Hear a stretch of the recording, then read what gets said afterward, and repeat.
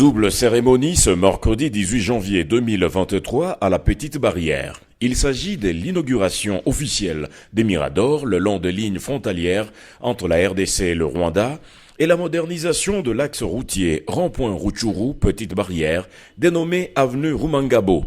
La cérémonie a été présidée par le chef de l'exécutif provincial du Nord Kivu. Il s'agit de 26 miradors, ces tours de garde construites en cette période pendant laquelle la RDC est victime d'une agression par le Rwanda sous le label du M23, des 4 postes de police et 4 blocs de toilettes, ainsi que la modernisation de l'axe routier rond-point Rutshuru Petite Barrière, construit en pavé sur financement propre du gouvernement provincial du Nord Kivu.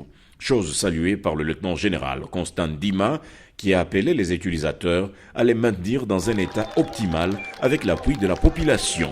Je suis d'autant plus heureux que ces projets structurants s'inscrivent parfaitement dans la vision de son Excellence Félix Antoine Tshisekedi, président de la République, chef de l'État, commandant suprême des forces armées et de la police nationale congolaise. Celle de moderniser notre outil de défense afin de le hisser à la hauteur de la complexité croissante des menaces sécuritaires.